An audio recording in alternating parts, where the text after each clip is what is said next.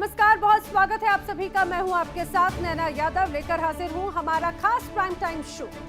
बड़ी बड़ी बातें, लंबी चौड़ी कस्में, लेकिन जब ईरान के बारूद की आंच आई तो महाशक्तियां भी पानी भरने लगी।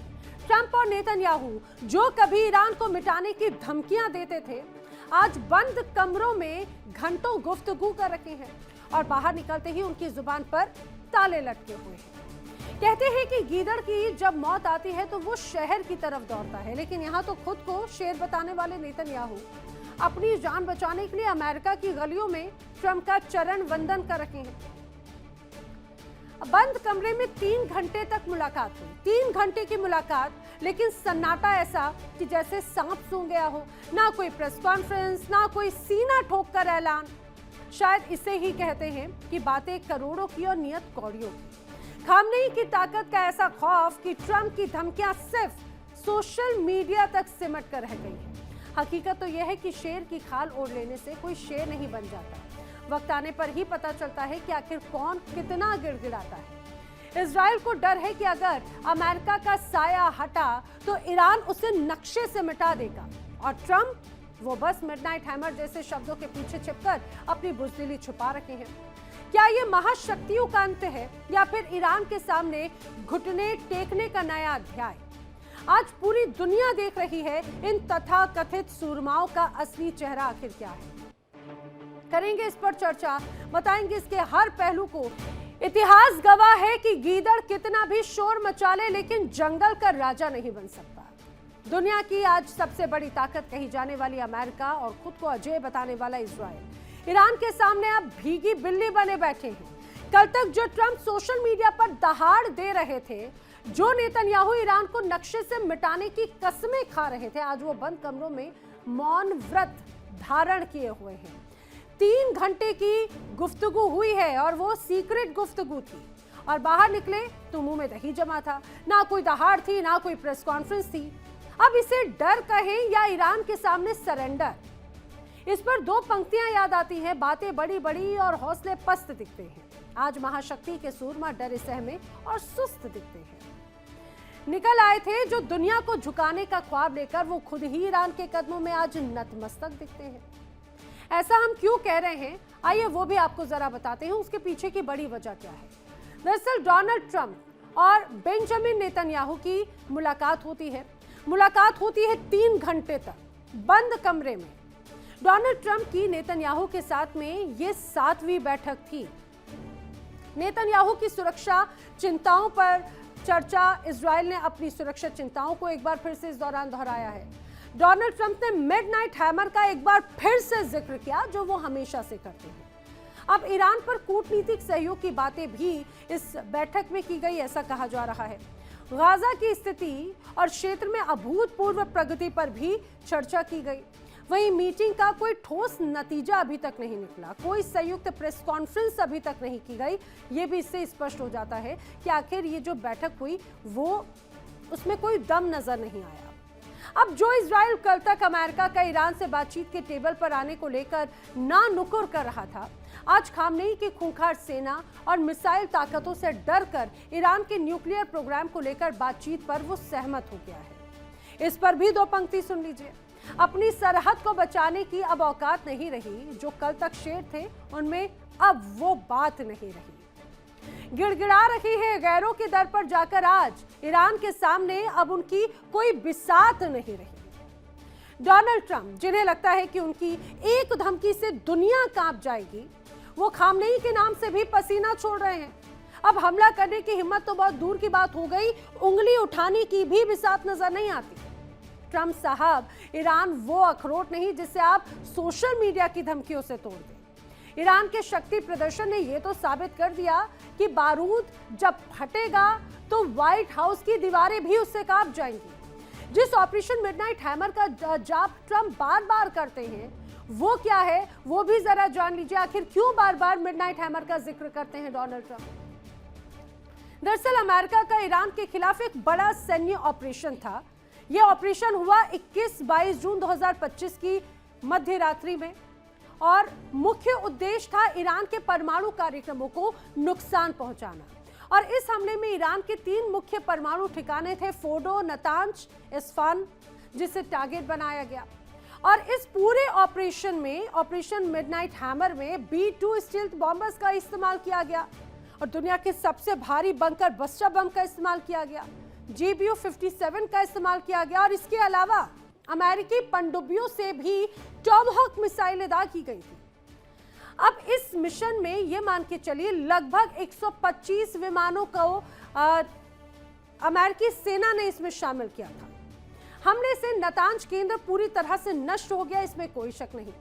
ईरान का परमाणु कार्यक्रम खत्म नहीं हुआ, लेकिन काफी पीछे चला गया, ये जरूर कहा जा सकता है। ये जो ऑपरेशन है, ये ऑपरेशन राष्ट्रपति डोनाल्ड ट्रंप के निर्देश पर ही किया गया था। अमेरिकी रक्षा मंत्री ने बिल्कुल सटीक और सफल मिशन इसे एक तरह से बताया था। ट्रंप फिलहाल जो बातें कर रहे हैं, इसी ऑपरेशन मिडनाइट हैमर का जिक्र बार बार करके ईरान पर और पूरी दुनिया पर दबाव बनाने की कोशिश करते हैं। लेकिन अब ट्रंप बस गीदड़ भपकियां दे रहे हैं। अंदर से वो जानते हैं कि अगर ईरान ने अब मोर्चा खोला तो अमेरिका को लेने के देने पड़ जाएंगे। वो हालात कुछ और थे जब मिडनाइट हैमर को अंजाम दिया और अब हालात कुछ और उन्हें नजर आ रहे हैं। और इसीलिए कहा जाता है कि थोथा चना बाजे खाना। यही हाल आज डोनाल्ड ट्रंप का है। शोर बहुत है लेकिन अंदर से सब खाली। समझिए ना कि जो नेतन्याहू कल तक सीना ठोक कर कहते थे कि हम किसी से नहीं डरते, आज वो अमेरिका जाते हैं ट्रंप के चरण वंदन करने के लिए। क्यों? क्योंकि वो जानते हैं कि इजराइल की जो सुरक्षा है उसका गुब्बारा बस फूटने वाला है और ईरान की मिसाइलें तेल अवीव की तरफ मुंह किए खड़ी हुई हैं। और नेतन्याहू को खौफ ये सता रहा है कि अगर अमेरिका ने अपने हाथ पीछे खींच लिए तो इजराइल का क्या होगा? इजराइल का तो वजूद खतरे में पड़ जाएगा। अब ईरान को ताकत विहीन करने के लिए अमेरिका से ज्यादा इजराइल बेचैन नजर आता है और तैयार नजर आता है। मिडिल ईस्ट में इजराइल के मुकाबले ईरान की मजबूती से एक तरह से वो खड़ा होता हुआ नजर आ रहा है और यही वजह है कि इजराइल और ईरान की दुश्मनी जो काफी पुरानी थी वो एक बार फिर से इसके साथ जग जाहिर हो रही है। लेकिन आखिर इनकी दुश्मनी थी क्यों, कब से थी? आइए ये सारी चीजें एक बार जान लेते हैं। दरअसल 1979 का वक्त है जब ईरानी इस्लामिक क्रांति के बाद एक तरह से दुश्मनी की शुरुआत होती है। ईरान ने इजराइल को अवैध और कब्जा करने वाला राज्य माना और दोनों ही देश एक दूसरे को एक तरह से अपने अस्तित्व के लिए खतरा मानते रहे हैं। हमास, हिजबुल्लाह और हुतियों की मदद ईरान करता है और यही बात हमेशा से इजराइल को खलती है। सीरिया में ईरान की मौजूदगी से इजराइल में बड़ा तनाव है। इजराइल को हमेशा के लिए अब ईरान खत्म करना चाहता है और ये बहुत पुराने वक्त से एक तरह से इच्छा है मन में।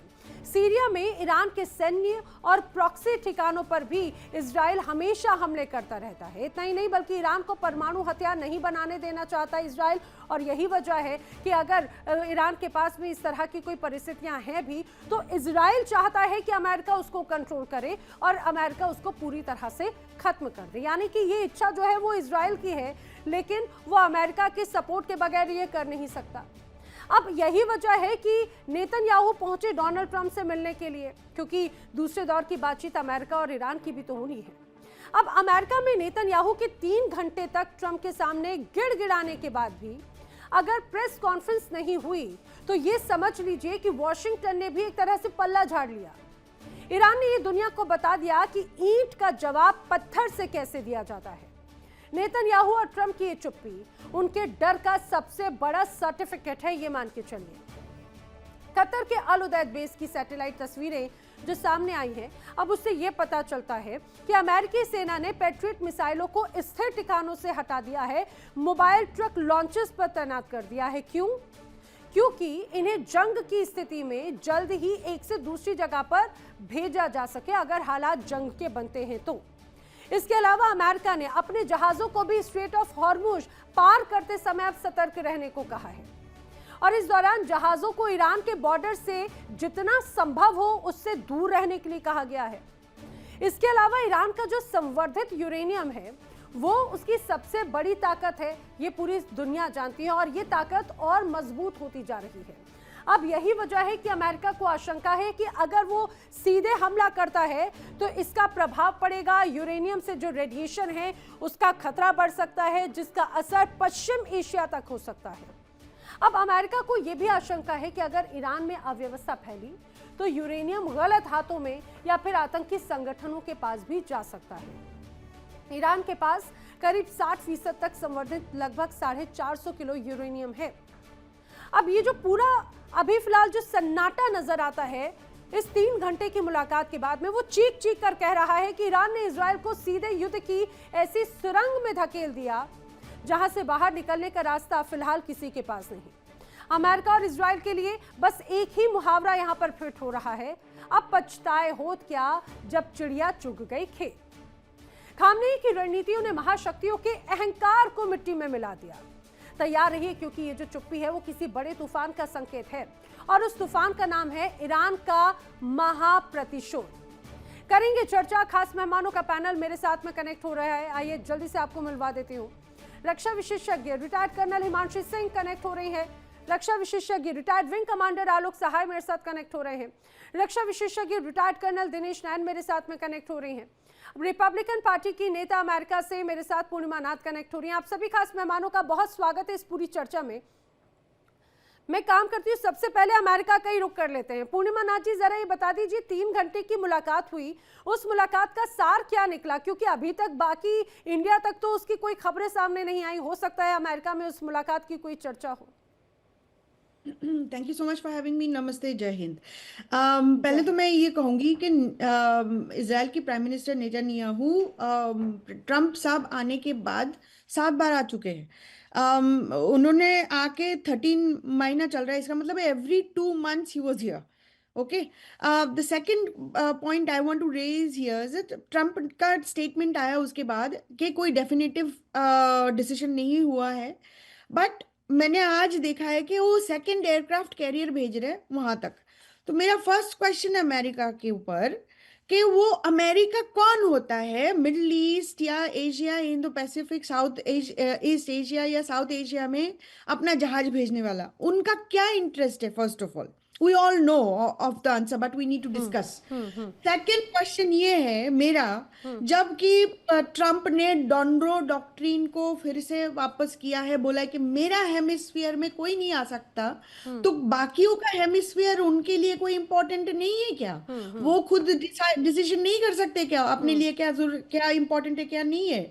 आपको जहां चाहिए जब भी चाहिए हर जगह में जाके आप घुस जाते हो, आपका शिप भेज देते हो, वॉरशिप भेज देते हो, आप धमकी देते हो, आप तारीफ लगा के इकोनॉमिक वॉर छेड़ देते हो। तो अमेरिका क्या चाहता है? अपने आप को क्या दिखाना चाहता है? उन्होंने क्या अचीव कर लिया इंडिया के साथ या ईरान के साथ? इसमें कोई शक नहीं पूर्णिमा जी, इसमें कोई शक नहीं। और यही वजह तो मानी जा रही थी कि नेतन्याहू और जब अगर डोनाल्ड ट्रंप की मुलाकात होगी तो कुछ सार निकलेगा। बस आप मुझे ये भी बता दीजिए, क्या इस मुलाकात को लेकर अमेरिका में कोई चर्चा है, कोई कुछ फ्रूटफुल इसका कुछ निकला है, क्या निर्णय हुआ है? ये मुलाकात में हुआ क्या है दरअसल? देखिए, जो अमेरिका को जो मागा फैक्शन है, जो एक्सट्रीमिस्ट राइट विंग है, जो व्हाइट नेशनलिस्ट फैक्शन है अमेरिका में, वो जो रिपब्लिकन पार्टी के अभी हिस्सा बन चुका है, literally defining all the policies, और MAGA faction is the one who actually got Donald Trump over there. The point is ये जो फैक्शन है is they are the one who is communicating narrative. ये बिल्ड करते narrative, communicate करते, propagate करते, promote करते, और वह हमारा फॉक्स 6 हो, स्टेट मीडिया हो, कोई और राइट विंग मीडिया हो, वही कम्युनिकेशन करते कि Iran is finished, Ayatollah is finished. और इनकी जो एग्रेसिवनेस है, यही बात हमें बात करनी चाहिए कि आज अगर डोनाल्ड ट्रंप कर सकते थे अटैक कर लेते, लेकिन कर नहीं पाए। उनके जो इंटरनल जो एजेंडा चलाया गया था वहां पे, riots and all, everything has been quashed. और IRGC का लोगों को भी जो ब्राइब दे रहे थे वो भी पकड़े गए मिडिल रेंज में जो थे। तो ईरान की जो सिचुएशन है अभी उनको समझ नहीं आ रहा है कि प्रोपेगेंडा कैसे फैलाए, लेकिन लोगों को ब्रेन वॉश ऐसे करा जा रहा है कि Iran is defeated almost already. ये 2nd एयरक्राफ्ट ही इसका ही नतीजा है बेसिकली। ठीक है, ठीक है। लेकिन मैं चाहूंगी जरा कर्नल दिनेश नैन, आप इस बात को जरा समझाइए। जो मुलाकातें हुई उसके बाद में ऐसा लग रहा था कि कुछ बड़ा होगा, ऐसा लग रहा था कि हो सकता है कि नेतन्याहू और डोनाल्ड ट्रंप जब मुलाकात करेंगे तो उस मुलाकात का सार एक संयुक्त प्रेस कॉन्फ्रेंस के जरिए आएगा या फिर कोई ऑफिशियल स्टेटमेंट आएगा, जो जनरली होता है जब दो राष्ट्रीय अध्यक्षों की मुलाकात होती है उसके बाद में, जो जिसमें डोनाल्ड ट्रंप बड़े माहिर भी हैं। लेकिन मुलाकात हो जाती है, 3 घंटे तक मुलाकात चलती है, गुप्त मुलाकात चलती है, और उसके बाद तो ऐसी बड़ी खामोशी है। लेकिन क्या ये खामोशी तूफान के पहले वाली खामोशी है या फिर वाकई में सिर्फ खामोशी ही रहने वाली है? देखिए ना बात तो डिस्कस ऐसे की जा रही जैसे ईरान जो है 2 मिनट के अंदर इजराइल को और अमेरिका को नाको चने चबवा रही। Is it possible really? क्या ऐसा पॉसिबल है? सी मेरा with due respect to all panelist, मेरा व्यू इसके अंदर डिफरेंट है। मैं समझता हूं कि ये बहुत बड़ी साजिश है जिसके तहत नेतन्याहू और डोनाल्ड ट्रंप अपने कार्ड्स रिवील नहीं कर रहे हैं। They are putting a pressure on Iran. आप देख रहे हैं चाहे यूएसएस अब्राहम लिंकन से लेकर के रोजवेल्ट तो इनका भी रिपेयर के लिए जाने वाला है, तो we can't talk about that. नितांज भी इनका जो है थोड़ी निमिस आई थिंक यूएसएस वो भी रिपेयर पे जाने वाला है। लेकिन जो फोर्ड है, यूएसएस फोर्ड नए वाला जो इनका एयरक्राफ्ट कैरियर है, स्ट्राइक ग्रुप है, वो और वॉशिंगटन उन्होंने मूव कर दिया है अभी इस तरफ बिल्डअप करने के लिए। जिस प्रकार से फोर्सेस बिल्डअप की गई है अजरबैजान से लेकर के तुर्की तक, सूडान से लेकर के आपके जॉर्डन तक, आपके कुवैत से लेके यूएई से लेके हर जगह पे, और जिस तरीके से बिल्डअप हो रहा है, I don't think it's a joke going on, it's a serious matter. हाँ, यहाँ 2 चीज पहलू जो मेरा नजरिया में गलत हो सकता हूं, 2 चीज पहलू यहाँ पे दिखाई दे रही है। देयर इज अ साठगांठ between Putin and Donald Trump. Okay, अभी यूक्रेन में क्या हो रहा है, कहां से ओडेसा से लेकर के और खार्किव तक कल रात से भयंकर बमबारी होकर के वहां पे 1 लाख के करीब ट्रुप्स को पुतिन उतारने वाला है ग्राउंड पे। जी। कोई बात नहीं हो रही नैना। लेकिन यहाँ पे अमेरिका के साथ में ईरान का जो कशमकश चल रहा है उसके बारे में हम ये अंदाजा लगाने की कोशिश कर रहे हैं कि 3 घंटे अगर ये लोग इकट्ठे बैठे वॉशिंगटन में तो इन्होंने आके प्रेस कॉन्फ्रेंस क्यों नहीं की? याद है पिछली बार मिडनाइट हैमर में तब भी इनकी मीटिंग चल रही थी और उस टाइम पे अटैक हुआ था B2 स्प्लिट बॉम्बर्स से। तो क्या आपको ये लग रहा है कि पिछली बार वाला जो मिडनाइट हैमर था उसके पहले भी ऐसे ही मुलाकातों का दौर था, खामोशी थी? तो वही बात है, क्या ये जो खामोशी है वो तूफान के पहले की खामोशी है? तूफान आने को है क्या? ना देखिए ईरान ने क्या बोला स्टेटमेंट, ईरान ने बोला है कि आपकी वार्तालाप के बीच में हमें तैयारी करके रखनी है अपनी। They are vigilant because Iran को मालूम है कि they can't trust Donald Trump, they can't trust this guys, ये कभी भी अटैक करेंगे। हालांकि जो इनके एक पहाड़ियों का एक बहुत सिलसिला है, मैं बताऊं ना आपको, इनका दक्षिण पूर्व यानी दक्षिण पश्चिम नॉर्थ वेस्ट से लेके और आपका साउथ ईस्ट तक के बीच में जाग्रोस पहाड़ियों का सिलसिला है, जिसके नीचे इन लोगों ने अपनी पूरी की पूरी जो मिसाइल सिटीज हैं वो तैयार कर रखी है, सैलोज तैयार हैं उनके जब मिसाइल जहां से फायर हो सकती, 3000 मिसाइल इन्होंने डिक्लेयर किए कि हम एक साथ चलाएंगे और 12,000 के करीब मिसाइल्स रेडी हैं फायर होने के लिए, राइट। इसके अलावा इनके पास में S-400 air defence system Russia से आ चुका है, S-300 इनके पास पहले से था, HQ-9 एयर डिफेंस सिस्टम जो चाइना था वो सप्लाई हो चुके हैं। यहां तक खबर है कि चाइना का DF-17 हाइपरसोनिक मिसाइल्स और किंजल मिसाइल्स ऑफ रशिया और also have been supplied to them. And Oreshnik missile के ऊपर भी शक है बिकॉज जो अभी इन्होंने एक मिसाइल फायर किया था और जब वो हवा में फायर हुआ था तो वही शेप बना रहा था जो ओरेस्निक मिसाइल के अंदर वो स्नेक वाला शेप बनता है। तो थिंक्स जिसको एक खुर्रम शहर 4 बोल ले या जो भी बोल लीजिएगा, बट ये कहना कि सिर्फ इन मिसाइल्स के बेस के ऊपर अमेरिका को और इजराइल को अपंग कर देगा ईरान, मैं समझता हूं हम गलत चले जाएंगे यहाँ पे। America make America great again के अंदर ग्रीनलैंड से लेके कनाडा से लेके लैटिन अमेरिका से लेकर के और अब ईरान और पूरे के पूरे गल्फ के अंदर अपनी वो वजूद दिखा रहा है, हैकड़ी दिखा रहा है। कल रात ही B-52 बॉम्बर्स ताइवान और अब चाइना के बीच में उड़ाए और चाइना को एक तरीके से धमकाया है। तो ये कहना कि ये लोग डर के बैठ जाएंगे, मैं समझता हूं देयर समथिंग कमिंग अप, कुछ ना कुछ तो होगा। ठीक है, लेकिन इसमें एक और बड़ी एक अलग थ्योरी मुझे इसलिए और ये लग रही है क्योंकि हमने देखा कि पहले अमेरिका के जो बोल थे वो खासतौर से ईरान के रिजीम चेंज या फिर वहाँ के प्रदर्शनों को लेकर भी बड़े नजर आ रहे थे, लेकिन रिसेंटली जेडी वेंस का एक बयान आया, वो ये कहते हैं कि भाई वहाँ सरकार जाए या ना जाए, सत्ता परिवर्तन हो या नहीं हो, हमें वो वहाँ की जनता तय करे। इसीलिए आलोक सहाय जी, अलग अलग तरह के कयास लगाए जा रहे हैं। देखिए इंडिया डेली 24/7 अब आपकी स्मार्ट टीवी पर। इंडिया डेली मौजूद है सभी डिजिटल प्लेटफॉर्म पर लाइव और लगातार। इंडिया डेली 24/7 हर दिन राष्ट्र को समर्पित।